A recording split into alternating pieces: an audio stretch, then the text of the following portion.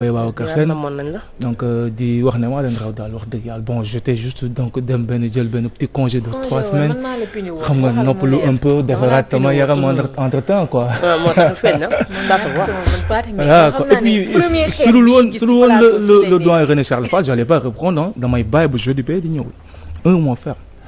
Ouais, je te jure. loolu dañ def soxla tamit Pathé. yàlla du ma la laaj lan ngay waxtaanee si moom nuyu naa la balaa sama xol bi di gën a tàng sama xol baa ngi tàngee saa bii nii. waaw waaleykum salaam fay naa la di nuyu ñu bokkal plateau bi yëpp di nuyu téléspectateurs ak internautes yu ñuy seetaan. d'accord fay nañu la bu baax a baax donc Simon tey mooy nekk suñu gan. ci biir rubrique yow sa rubrique naka la tuddati sax yow. dañuy dem dox bi. waaw gis nga déjà janvier 2011 janvier 2021 donc 10 ans yoo xamee ne que Y'en a marre def nañ ko ci seen engagement citoyen ñu war a waxtaan ci loolu waxtaan aussi ci thème bi ñuy wax jeunesse ak engagement citoyen ou bien mouvement citoyen donc moom moo tax ñu dalal Simon tey quoi. d'accord loolu am na solo Pathé dina ma neex torop xam naa sama xarit le gendarme Bathie Faye dina toog seetaan parce que man ak moom ndeysaan ba tey duñu tuddante ndax waa Y'en a marre dañuy defante daal ndax waa Y'en a marre dinaa ko message léegi nag ne ko seetaanal donc dañuy daal di ñëw rek daal di jëli suñu rubrique dox bi.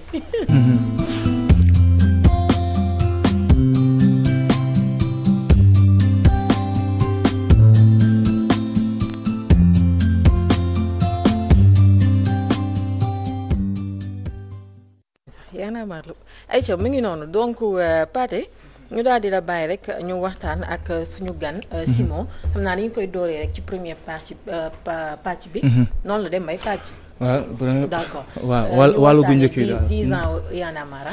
Alors déjà la première question qui vient automatiquement moom mooy 10 ans maanaam bi ngeen di commencé xeex bi Simon donc en 2011 moo yi fi nekkoon muy maanaam mal gouvernance muy histoire waxeet muy maanaam car bloquant muy loi yu ci wàllum spoliation foncière entre autres mots yoo xamee ne que Sénégal ñu ko doon dund boobu ak léegi nii ñu seetlu ne que ce sont les mêmes mots est-ce que gis ngeen évolution ci li ngeen doon xeex en 2011 ak léegi nii puisque les mêmes problèmes viennent et reviennent.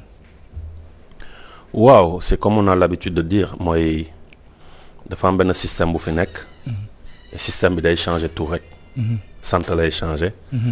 mais même système moo fi nekk et système bi même ñun sénégalais yi dañ ci bokk. parce que tey boo demee ba gis nañ ko ci élection yi passé ay ndaw la ñuy jël di jox ay 20 000 25 000 par jour. ndaw yooyu di ko accepter xam nga di naan xaalis bi dañ koy jël donc juste pour jënd seen ay baat donc yow moom di jël xaalis bi yow moomu sax tu es coupable.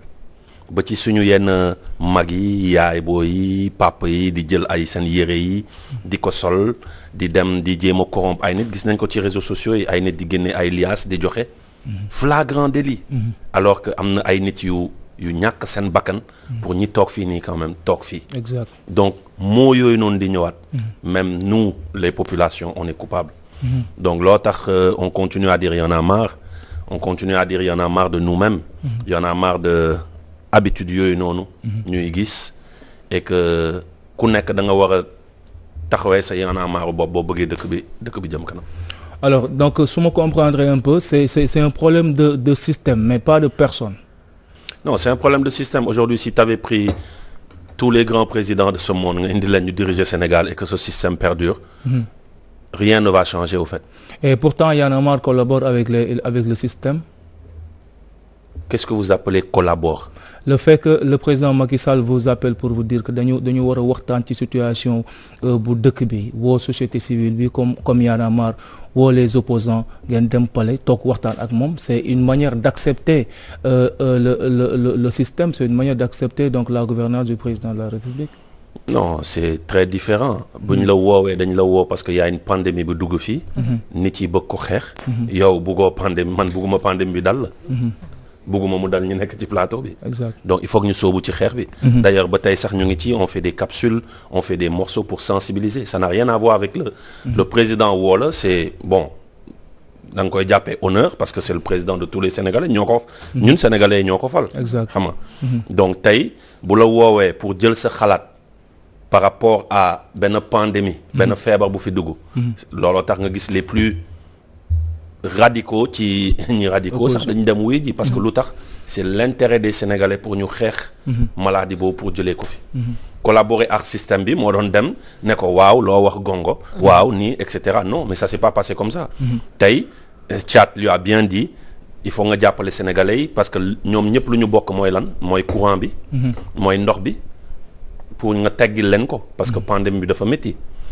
et am na yeneen sax yu fa jot a xew yu ko astu wax bon yoo xam ne peut-être du waxu plateau bi mais pour xamal ko ne ko voilà Sénégalais yaa ngi lay xaar et Sénégalais yu bëri ils sont déçus loolu mooy taxawaay yaanaam mais boo doon collaborer rek da ngay dem dëngal loos lu mu wax nga ne waaw mais ça s'est pas passé comme ça on a bien avant sax muy woo ay mouvement yu mel ni Y'en a marre Y'en a marre dafa jëkk a def wëy balaa muy génnee woy boobu pour sensibiliser nit yi pour ñu respecter geste barrière balaa muy génnee woy boobu lan la def dafa dem seeti ministre de la santé ne ko woy a ngi nii est-ce que lépp lu ñu wax ci feebar bi est-ce que moo am est-ce que amul lu ñu ciy yokk wala lu ñu ciy wàññi ñu ne ñu baax na ñu jox ko ay idée capsule ñu ne non capsule yi di faut pas communiquer ci sens bi nii ngeen war a communiquer ñu bàyyi capsule yooyu ñu demaat ñu defaraat yeneen capsule gratuitement parce que Y'en a marre c'est un don de soi il faut que nit yi xam ne dañu cataloguer comme ay nit yi nga xam ne on est là di xeex pouvoir wala di xeex ay politique non rappelez-vous quand il y a eu Ebola on parle de 10 ans c'est important quand il y a eu Ebola on a été les premiers à def sound dem jëli ay brochure tamit ministère de la santé di ko déposer un peu partout ci Sénégal yónnee ko suñu ay esprit ci région yi rappelez-vous quand il y a eu les inondations juste après l'avènement du président Macky Sall Y'en a marre bokk na ci ñu wàcc xam nga retrousser les manches retrousser tubéy yi dem ay yu mel ni gendarmerie Foire dem ay Philippe Maguilène Senghor dem ci yenn écoles yi en banlieue Utah ŋàcc ndox bi c'est un don de soi d'accord waaw léegi déjà loolu c'est des choses importantes yoo xamee ne que baax na ñu saluer ko mais du moment que yéen a ngi def donc depuis 10 ans ay actes yoo xamee ne c'est d'ordre donc citoyen et luy inciter donc le Sénégalais dafa mel ni que les Sénégalais ne vous écoutent plus ou bien ne vous écoutent pas parce que ce sont les mêmes faits yi ngay wax fii nii moom mooy amat corruption yi mu ngi taxawaat ba tey ci tali bi ba tey jii nii école yi ñu ngi fees et budul alors benn Y'en a marre duñ ou bien le groupe quoi ou bien le groupuscule de Y'en a marre du ñu dem ci école ba ngàcc wala def dara doo gis beneen action citoyenne boo xamee ne que ndaw ñi dëkk ci koñ yi par exemple man Pathé Mbeng ma engagé wu en dehors de esprit Y'en a marriste boobu noonu ma ñëw ma def ko est-ce que xalaat nga ne que les Sénégalais sont en train de vous suivre en fait est-ce que ñu leen di suivre parce que wax nga ci aspect politique bi exactement les choses sont là et puis ça se répète donc de jour en jour est-ce que la population donc ñi nekk ci base bi gis ngeen ne que ils répondent aux actions yi ngeen leen di inciter. xam nga boo newee les populations ne vous écoutent plus wala ne vous écoutent pas. Donc tu ne m'aurais pas invité ma toog fii nii. Parce que vous invitez pas dans vos plateaux des gens qu'on n'écoute pas quoi. Après 10 ans vous avez fait quelque chose moom moo tax quoi vous avez fait quelque chose. Mais loolu la je crois que c'est la raison xam nga au fait nan la mel dafa mel ni gis nga boo jëlee exemple ci diine bi. yonente yi depuis des millénaires. ñu ngi wàcc. di waxax nit yi par rapport à la bonne parole. xam nga. mais est-ce que dafa tax ñaawteef jógee fi. non. est-ce que dafa tax dëng jógee fi. non. depuis ñaata at ñun duñu ay yonent. On n'a pas la prétention de venir en 10 ans, on va changer quelque chose. Mais ce qui est extraordinaire, moi, contrairement à ce que tu disais tout à l'heure, moi, il y a énormément de jeunes qui m'appellent, qui me disent dañu bëgg am action citoyenne suñu koñ, dañuy def ay poubelle, dañuy jël ay butéelu ndox yi daggate ko, def ay poubelle, woote NTS, setal. Mais est-ce que participer wu ma ci 1000 yu mel noonu depuis 10 ans yi. Tu vois? Et loolu moo important, jeunesse bi tey ci terrain on va dire militant bi parce que j'aime pas trop le terme activiste ci terrain militant bi tey yaa ngi dégg ñeneen ñu dul Y'en a marre te ku ci nekk ci ñoom boo ko laajoon dina la xamal ne ci pet Y'en a marre bokk na ci lu ko influencé ci lu ko dugal ci xeex bi tey da ngay dugg ci réseaux sociaux il y a énormément de lanceurs d'alerte xam nga boo jegee sax Sénégal xam nga lu extraordinaire mooy nga génne Sénégal nga dem Burkina nga laajte bale citoyen dañu ne Y'en a marre moo tax ñu xeex bi ñu xeex ñaata at Blaise Compaoré mënuñu ko fa jëlee xam nga ak coow yi amoon Momar Sankara ñaata at tey nga inspiré ay nit ba ñu jëlee fa benn dictateur boo xam ne mu ngi fa depuis nga xam ne ñeme woo woon sax tudd. man dem naa Burkina sol t-shirt Sankara dañ ma woo ne ma simil lii. bàyyi li ngay def. lii wóorul tey ça a changé nga dem en RDC Congo. film bi La Lucha et même d'autres mouvements qui te disent grâce à Y'en a marre on a suivi l'exemple de Y'en a marre et aujourd'hui ñoom ay réalité lañu seen réew. Je peux continuer la liste en aucun cas Togo, Jeune et Fort de Valsero au Cameroun, Wake Up Madagascar, Inia du Tchad. D'accord. Ça, la liste peut continuer. Mais il faut juste comprendre que on n'a pas la prétention de woote ay prophète, de woote ay yenn kangami. Si tu prends des gens comme Cheikh Anta Diop, comme Mamadou Dia, leur combat, c'est ce qu'on est en train de reprendre. dafa mel ni nga ne ñoom ils ont échoué non on essaie juste de suivre seen ay traces. D'accord. Et si seen place fii ci télé bi. benn bés dama doon waxtaan ak imam Cheikh Oumar Diagne. defe naa mu ne ma Simon damay seetlu yenn saa yi ci say discours découragement ma ne ko non pourtant découragement mu ne ma xaar ma wax la lan la alxuraan wax par rapport ak yéen genre combat yi ni ngeen di mëne. mu ne ma combat yi ngeen di mëne alxuraan xam lan la wax amu leen.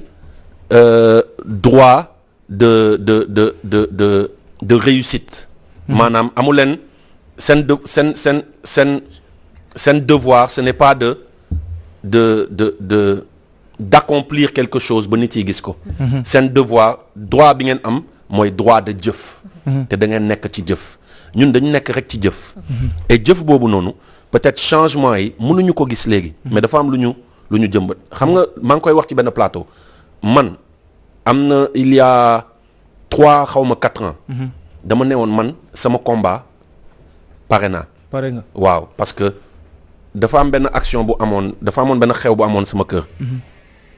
suñu benn neveu bu ndaw Joseph ñëw benn waay naan benn gobelet sànni ko. booy bi il doit avoir à peine 4-5 ans. jóg Y'en a marre. N'accepte pas ça. C'est pas bien NTS. Faut jeter dans la poubelle. booy bi dem jël sànni ci poubelle. li ma yëg sama xol. jour boobu. des mots ne peuvent satisfaction en fait. dama dem après ci gars yi ne leen booy. man pare naa. ok honnêtement. parce que imaginez magum jëmm muskalaf quoi benn gosse de même pas 4-5 ans.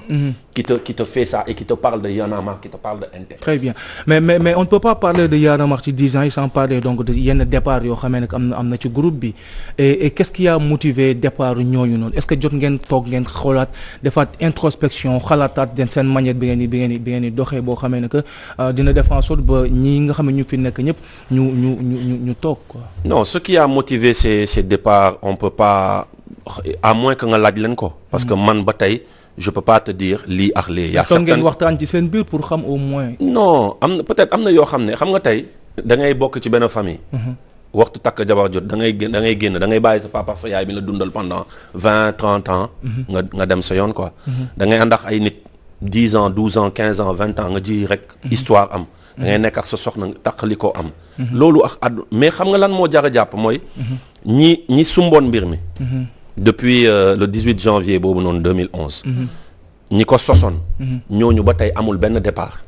D'accord. Tu vois, et je crois que Lolo c'est important et mais bon par rapport au départ on l'en voit partout. Il y a beaucoup de journalistes qui ne sont plus ici et pendant 10 ans et demi man je l'ai trouvé ici tey nekkatuñu fi ñu ngi ci yeneen horizon il faut c'est la vie quoi. D'accord bon si tu veux mon bàyyi nga. waaw man dama bëgg sax ñu des ci départ yooyu noonu Simon parce que man daanaka foofu laa bëggoon na ñëwee et Pathé jot na see dugg. li waral ma bëgg ñu taxaw si mooy tey jii nii il faut ngeen seetal seen der tuuti noonu laa ko mën a tuddee parce que da ngay gis koo xam ne dafa nekkoon Y'en a marre mu génn boo ko laajee ay problème mu ñi dañoo lëndëm lañ lay wax diw da leen financé te waxuñu ñu ko gis nañ fi ay affaire financement venant de Oxfam waxoon nañ leen ko fi ay financement venant de Lamine Diack waxoon nañ leen ko fi tey jii nii je pense que aussi c'est le moment encore sax donte déggoon nañ leen ngeen si def quelque sortie c'est le moment encore si seen bilan 10 ans yi ngeen wax ma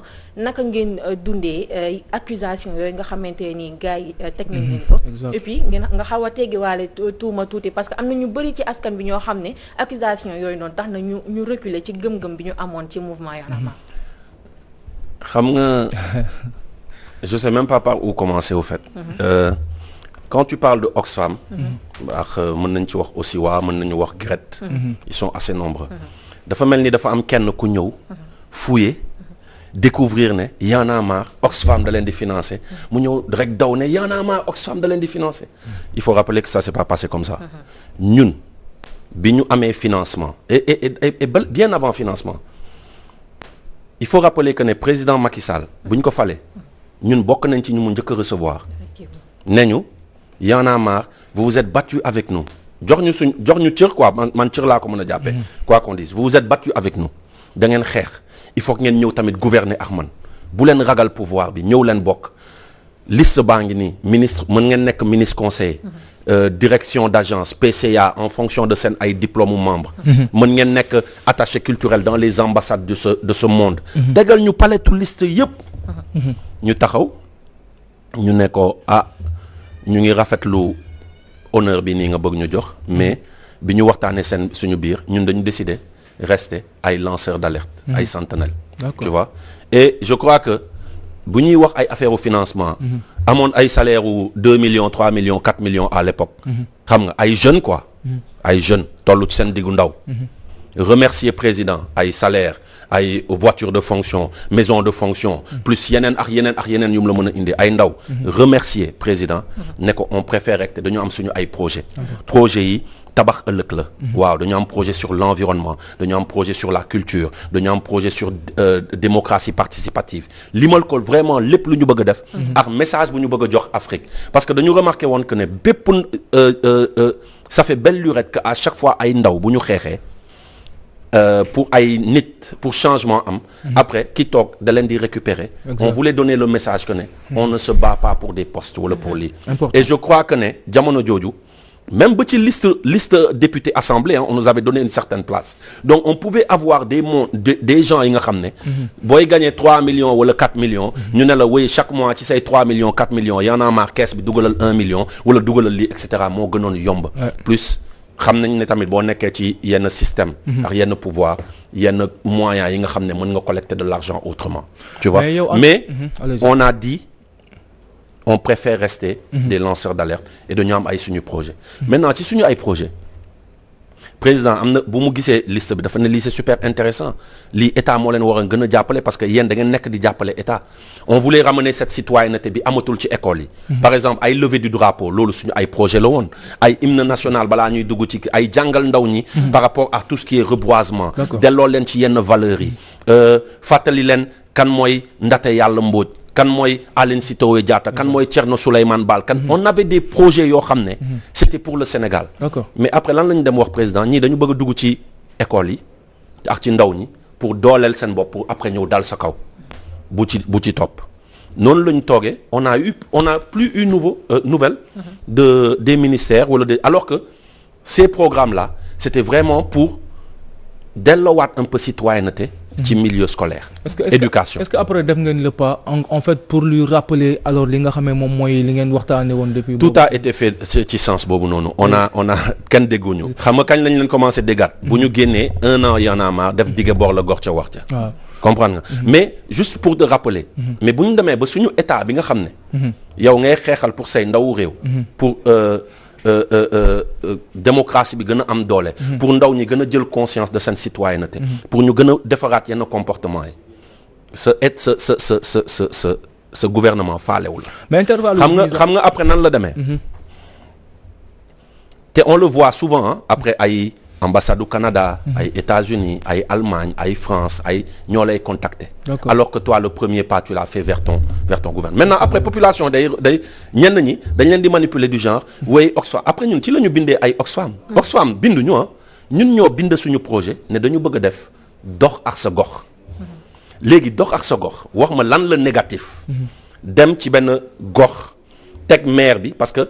on partait partout au Sénégal am na ñoo xam dañ leen ne suñu maire ñun duñ ko gis mukk ci télé bi rek lañ koy gis dafa mel ni Dakar la dëkk alors que ñun ñu ngi fi le but c'était indiwaat maire yi ci seen kanamu concitoyen ñu wax ok budget bi ngeen voté année bi ci éducation ci santé ci culture naka ngeen ko utiliser fan ngeen ko dugal lan ngeen nekk di def waa gox gi bu ñu amee ay questions yu ñuy poser. et xamal waa gox gi tamit dañu war a participer ci conseil municipal yi. dañu war a di assister. maire bi dafa war a jël numéro téléphone am. placardé ko ci buntu mairie bi ku ko jot. donc on était dans ça dans Doxar sa gox. d'accord je fais ce détour là. juste pour indi ko par rapport à Oxfam. bi ñu bindee Oxfam. ba mu ne moom mënul jël 14 régions yi mais day jël la moitié. tu vois. waaw mën na ko financer la moitié suñu projet Oxfam ñëwuñu ne lii laa bëgg ngeen def léegi ñun après ñoo dem ci presse bi ne leen Y'en a marre am nañu financement de temps wax chiffre bi maa ngi rappelé période boobu sax ay yaay booy ak ay paa yu bëri dañu doon ñëw fëgg a QG waaw sama facture waaw sama doom da doon xeex ak yéen dañu soxla lii ñu expliquer leen ne affaire bi dafa am ligne budgétaire xaalis bi nekkul ci compte Simon nekkul ci compte Fadel ba pare ñu xamal nit yi ne xaalis bi du nekk ci compte Y'en a marre mais dañuy jël benn structure bi nga xam ne am na habitude parce que xam nga yenn montants yi ñu la koy jox boo amulee habitude déjà ça peut te rendre fou mais tu peux tamit wàcc sa ligne budgétaire ñu jël ko dénk ko benn organisme boo xam ne loolu mooy liggéeyam organisme boobu pour que xaalis génn foofu Y'en a marre moo dem ñefe projet bi de ñu jox ko xaalis mais pour que xaalis génn il faut que mu ñëw ci ligne budgétaire lu ñu war a def Kaffrine Kaffrine dañu war a dem dañuy louer oto tant de personnes lañu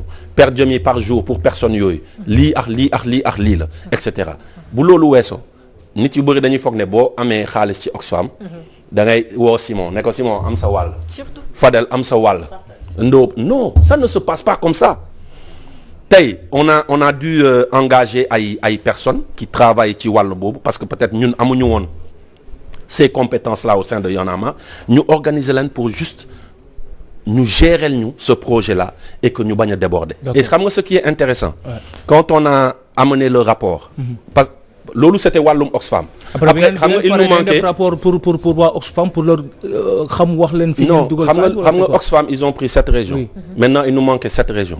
ci la ñu bind Osiwa. Osiwa décidé te Osiwa xam nga lan la xamul mooy le conseil d'administration. c'est des Sénégalais. que tu connais que je connais que tout le Sénégal connaît qui sont respectables ñoom ñooy voter les projets yi nga xam ne war nañ leen financer nit yi dañu foog ne ay tubaab ñooy nekk fële wala ñooy jugee fële ñëw ne non dañuy financer Y'en a marre non c'est des Sénégalais qui ont voté ce budget maintenant quand il nous manquait une autre partie on est allé voir Oxfam pareil quand Oxfam a décidé de nous accompagner dañu taxaw ne Oxfam jox nañu temps à chaque fois il faut que ñuy rappeler loolu Y'en a marre mooy taxaw ci presse bi ne on a reçu temps pour transparence ba pare ne leen xaalis bi nag nekkul ci suñuy loxo nekkul ci compte Y'en a marre day dem ci benn comme Indalit lañ doon liggéeyal ñoom ñooy gérer Indalit pour xaalis génn da ngay ñëw ne ko bii étape Bambey la Bambey oto bu ñuy louer temps la hébergement hôtel yi temps la restauration bi temps la bâche yi temps la mu vérifier mu xool ne mu ngi ci ligne budgétaire mu décanter montant boobu on comprend exactement mbir mi fi nga kii mais dama d'accord dama bëgg juste nga ñëwoon ñu ci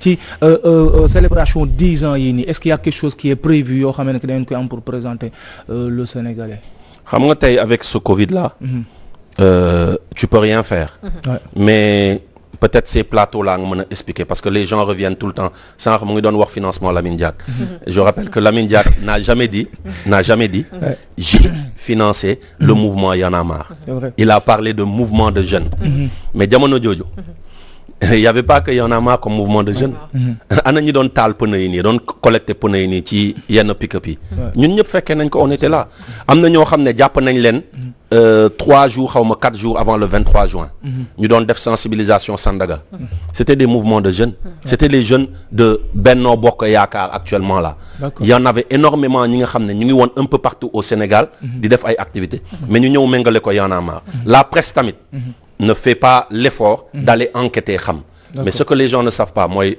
l'OFNAC a enquêté seetal ñu et personne ne parle de ça seetal ne Y'en a marre lenn la wax te moom moo ko waxal boppam dañu doon organiser le FEI à Paris avec l'esprit de Paris l'esprit de Paris ñu bëggoon am à l'époque suñu papa Amadou Mokhtar Mbow mais il était un peu malade souffrant l'esprit de Paris a contacté Lamine Diack parce que vu qu'on parlait de citoyenneté NTS et que Lamine Diack fait partie de ceux qui ont lancé action citoyenne Set Setal avec les ASC etc ñu ne ça serait bien ñu confronter les générations bi ko Esprit Paris contacté il nous a donné des billets d'avion. D'accord. Et comme ñun dañuy bëgg mu leer ñu taxaw ñu ne may nañu billet d'avion.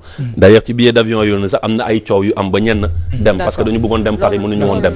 Donc juste pour boo leen ma mayee ma daaneel rek juste ma daaneel parce que c'est important xam nga en 10 ans beaucoup de gens ne nous voyaient pas jamono ji. Effectivement. En 10 ans énormément d'entre nous ont été contactés pour dem liggéey ay Washington ay Tokyo ay Paris ay un peu partout on est toujours là et li am solo mooy on est toujours là di def suñu ay actions. J'aurais bien aimé qu'on parle de suñu gox qui a permis de financer une vingtaine d'associations dans la banlieue, etc. Mais bon, comme temps bi mayewu mais peut-être ci yeneeni jotaay dinañ amaat occasion nga ñëwaat ñu gën a yaatal waxtaan bi parce que xam naa ne soxal nañu ñu bëri instant bi maa ngi recevoir énormément de messages donc je pense que Pathé l'essentiel a été dit et que li nekk ci suñu kanam aussi si mooy mouvement Y'en a marre ñu ngi leen ciy xaar bu baax a baax ñu ngi leen remercier nga nuyu ñu gars yi bu baax. Merci nañ ko dégg inchallah.